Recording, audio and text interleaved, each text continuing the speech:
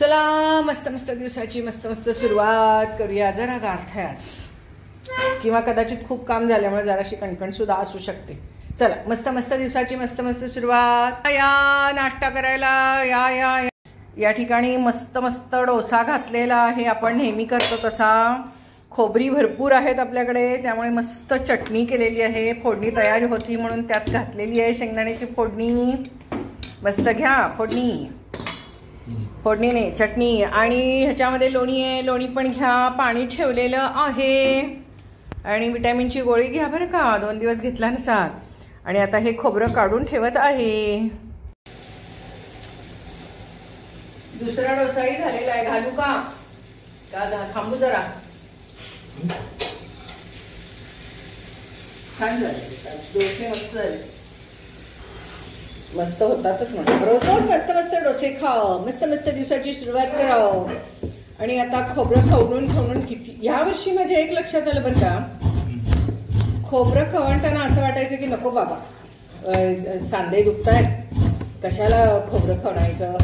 पण खोबरं खवणून माझे हे वृष्टीचे असतात ना, याला कुठले म्हणायचे सांधे, याला कुठले सांधे म्हणतात आपण, मनगट. तर मनगट आहे ना, ती सगळी दुखायचीच थांबली माझी. रोजच्या दिवसाला 1-2 वाट्या मी खवणायला लागले बाबा. मग काय होईल त्याचं, मस्त म्हणजे काम कमी पडतं थोडक्यात. हाडं आणि सांधे दुखतात त्याचा अर्थ असतो.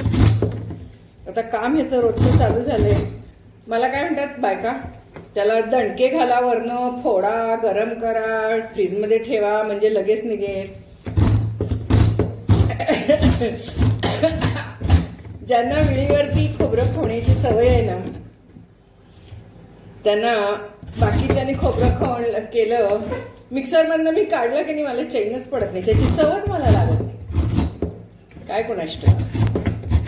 पण हे असं खवणलं की इतकी सुंदर हे बघा चव लागते, काय सांगू तुम्हाला. आणि मुख्य म्हणजे आता माझ्या लक्षात आलं की मनगटाचा मस्त व्यायाम होतो. हा बघा, पार अगदी शोल्डर जॉईंट पासून सगळ्याचा व्यायाम होतो. शोल्डरचा होतो, कोपऱ्याचा होतो, मनगटाचा होतो.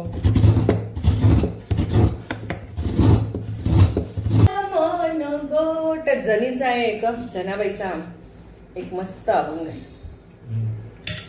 स्वतः तर सारखं दिवसभर दळतच असती, दिवस रात्र.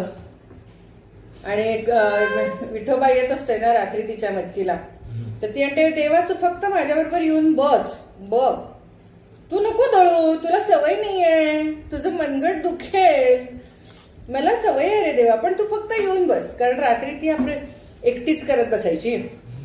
ती म्हणायची तू येऊन नुसता बस, नका दळू लागू देवा, दुखेल मन गट. असं ते छान आहे. छान झालंय ना, जरा जोरात म्हणा की छान झालाय. मग असं तो जनाबाईचा अभंग आहे. नका दळू लागू देवा, दुखेल मन गट. जनाबाई म्हणतीये घेतलाय का विटॅमिनची, घ्या इथं ठेवलीये समोर, विसरू नका. मी पण आता खाऊन घेते. मला असं वाटतं की ह्या विटॅमिनच्या गोळ्या वगैरे घेते, भरपूर हालचाल करते त्यामुळं. आणि मला एक नवीन लक्षात आलं बरं का, की स्टीलच्या भांड्यामध्ये असं खोबरं काढून ठेवलं आणि खाली कप्प्यात जरी ठेवलं तरी काही प्रॉब्लेम नाही. तुम्हाला फ्रीजरला वगैरे ठेवायची काही गरज नाही, टिकतं. पण जर का तुम्ही इतर प्लास्टिक बिस्टिकमध्ये काढून ठेवलं तर वास येतो. आणि मी कधी फ्रीजरला ठेवत नाही, कारण काय होतं माहिती का, फ्रीजरला ठेवलेल्या गोष्टी कडक होतात हो सगळं. म्हणजे ते आधी बाहेर काढून ठेवायला पाहिजे आठवणीने, चांगलेच कडक होऊन बसतात दगड.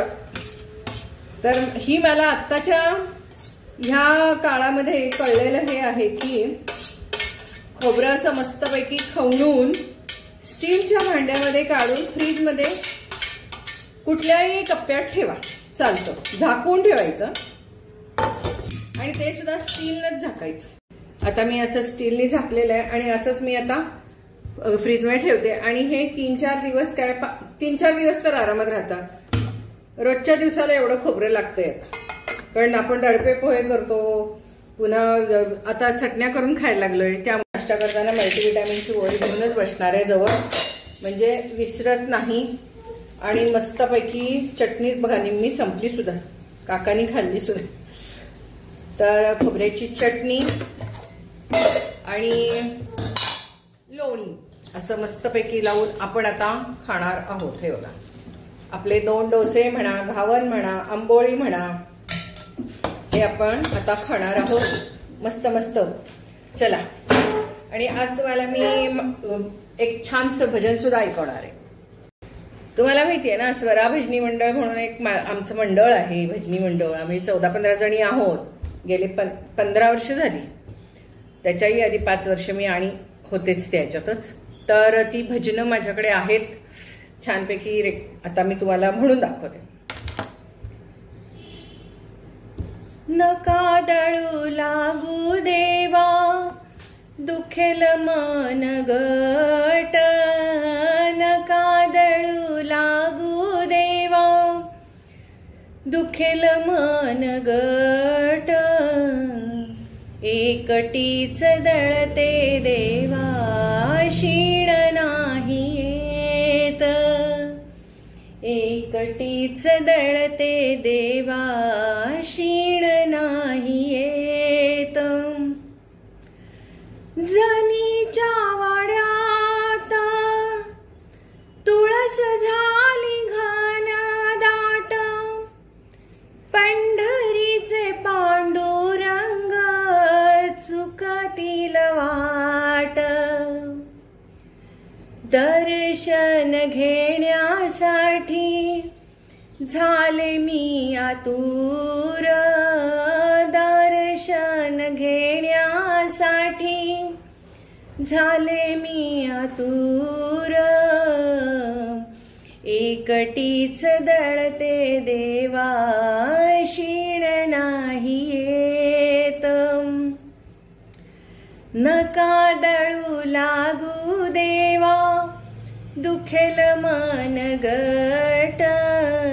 एकटीच दळते देवा, शीण नाही येत. सभा मंडपाच्या भिंती जनाबाई सारविते. पंढरीचे पांडुरंग आले बघा येथे.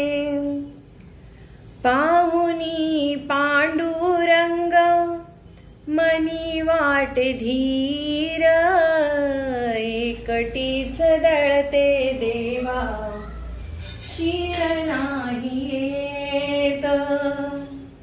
एकटीच दळते देवा, शीण नाही येत.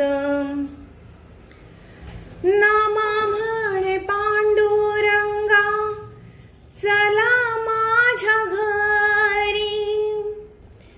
दुःखातील तुमचे पाय घेतो खांद्यावरी.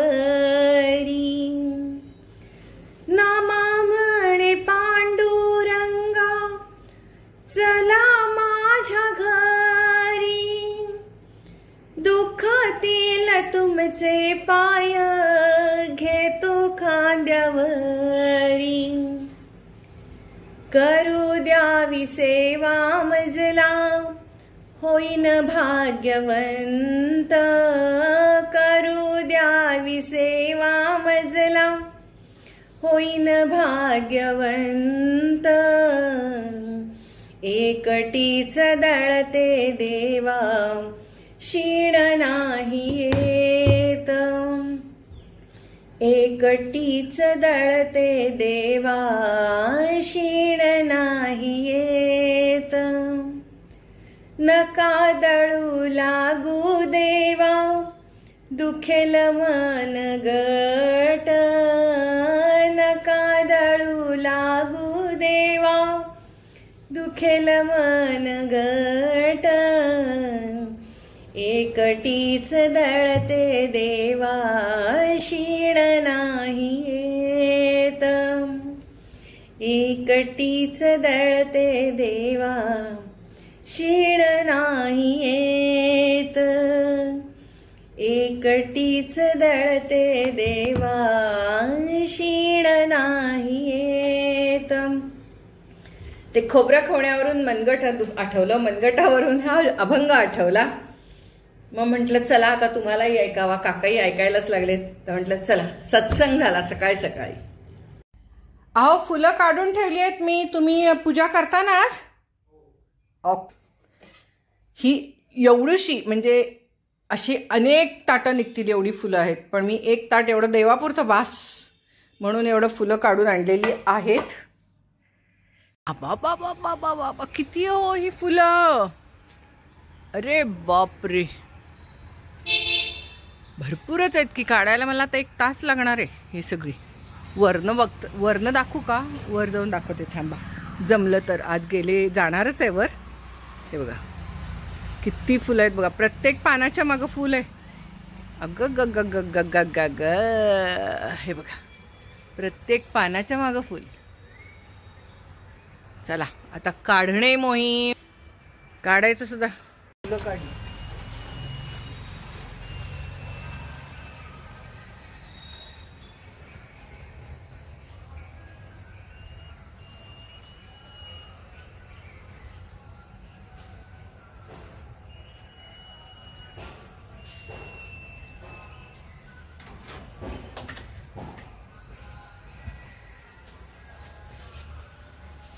भरपूर फुलं, अशी सगळी फुलं काढून झाल्यावर मगच दाखवते आता तुम्हाला.